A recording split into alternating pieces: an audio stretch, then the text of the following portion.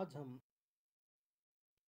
कक्षा 11वीं पाठ्य पुस्तक वितान भाग 1 का अध्याय 1 भारतीय गायिकाओं में बेजोड़ लता मंगेशकर का प्रश्नाभ्यास करने जा रहे हैं। प्रश्न नंबर 1, लेखक ने पाठ में गानपन का उल्लेख पाठ के संदर्भ में स्पष्ट करते हुए बताइए कि आपके विचार से इसे प्राप्त करने के लिए किस प्रकार के अभ्यास की आवश्यकता है। तो देखिए, गानपन का अर्थ है गाने का वह तरीका जिससे सुनकर लोग आनंदित और खुश महसूस करते हैं। इस प्रकार के गानपन के को पाने के लिए हमें योग्य गुरु की शरण में जाना पड़ेगा, विधिवत संगीत की शिक्षा लेनी पड़ेगी, निरंतर अभ्यास करना पड़ेगा।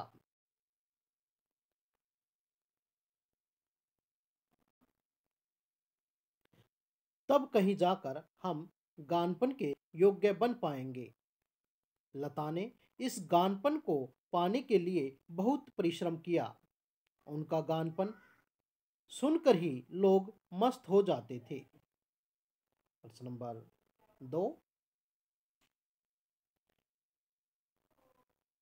लेखक ने लता की गायकी की किन विशेषताओं को उजागर किया है। आपको लता की गायकी में कौन सी विशेषता नजर आती है। नंबर 1, लता की गायकी में अनेक विशेषताएं हैं। निर्मल, कोमल तथा मधुर स्वर। लता के स्वर बहुत ही निर्मल, कोमल तथा मुग्ध करने वाले हैं। उनके स्वरों में ये गुण बिखरे वालों का इससे परिचय हो जाता है। उच्चारण में नादमय का समावेश, इसके माध्यम से लता का गायन और विशेष हो जाता है। वे इसके माध्यम से दो स्वर के मध्य के अंतर को भर देती, विलीन होते प्रतीत होते हैं, वहीं वे एक दूसरे के साथ दोबारा मिल जाते हैं। नंबर 3, श्रृंगार का सुंदर गायन। लेखक मानते हैं कि लता गायन में श्रृंगार का सुंदर समावेश है। करुण रस में वे उतना ही कर नहीं पाई जितना श्रृंगार में कर पाई। हमारे अनुसार लता के गाने सुनकर मन दूसरे लोक का भ्रमण करने लगता है।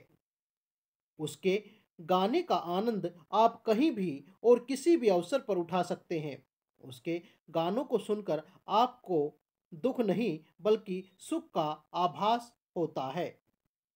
प्रश्न नंबर 3, लता ने करुण रस के गानों के साथ न्याय नहीं किया, जबकि श्रृंगार परक गानों में बड़ा उत्कटता से उन्होंने गायन किया है। इस कथन से आप कहां तक सहमत है? महत्वपूर्ण प्रश्न है।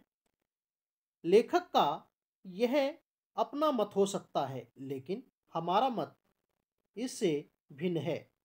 हम लेखक की तरह संगीत की बारीकी को नहीं जानते, परंतु सुनकर उसे महसूस अवश्य कर सकते हैं।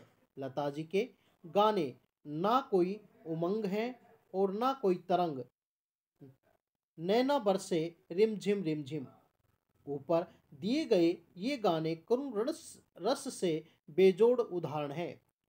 उनके इन गानों का जादू ऐसा ही है जैसे श्रृंगार रस में गान गानों की है, राग रागनियों की है।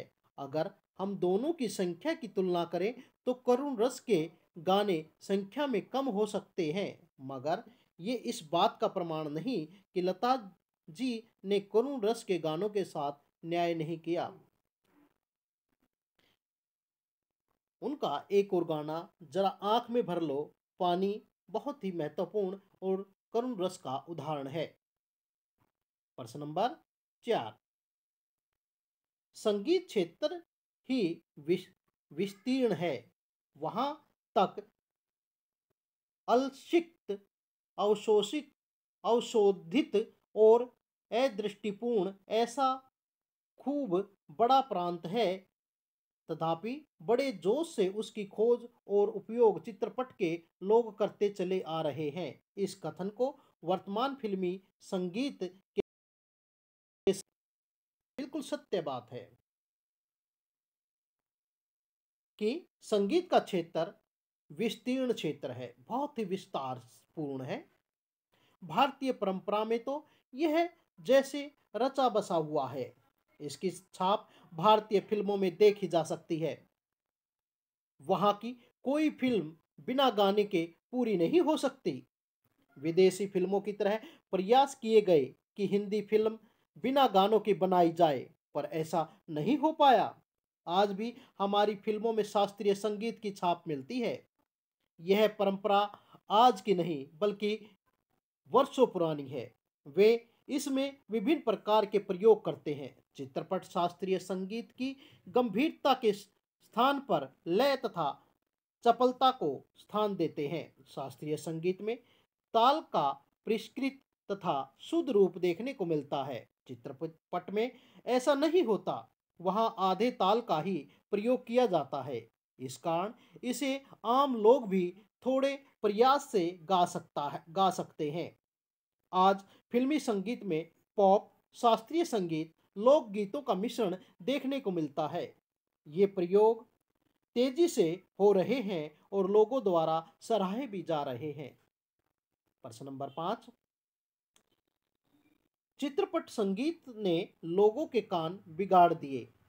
अक्सर यह आरोप लगाया जा रहा है। इसके संदर्भ में कुमार गंधर्व की राय और अपनी राय लिखिए। कुमार गंधर्व की राय और मेरी राय एक ही जैसी है। शास्त्रीय संगीतकार कहते हैं कि चित्रपट संगीत लोगों के कान बिगाड़ दिए हैं। उन्होंने अब शास्त्रीय संगीत नहीं भाता। कुछ कुमार गंधर्व इस बारे में विपरीत ख्याल रखते हैं। उनका मानना है चित्रपट संगीत ने लोगों के कानों में सुधार किया है। कुमार गंधर्व ने कहा भी सही है, चित्रपट संगीत ने लोगों की संगीत के प्रति रुचि बढ़ाई है।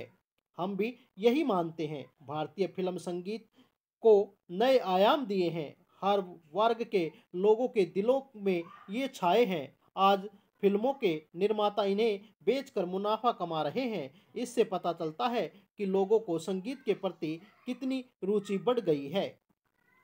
प्रश्न नंबर 6, शास्त्रीय एवं चित्रपट दोनों तरह के संगीतों के महत्व का आधार क्या होना चाहिए?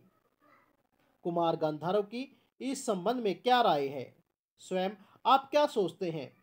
कुमार गंधर्व के अनुसार शास्त्रीय संगीत तथा चित्रपट दोनों तरह के संगीत का अपना अपना महत्व है कि सुनने वाले को आनंद देना ही इसका एकमात्र लक्ष्य होना चाहिए।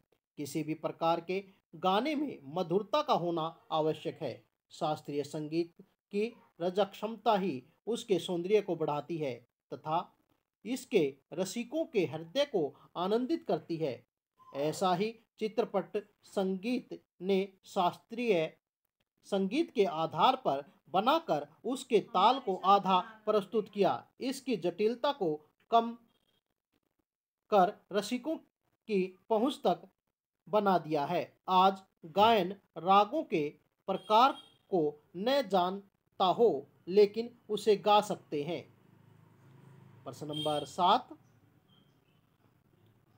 पाठ में किए गए अंतरों के अलावा संगीत शिक्षक के चित्रपट संगीत एवं शास्त्रीय संगीत के अंतर को पता करें। इन अंतरों की सूचीबद्ध करें।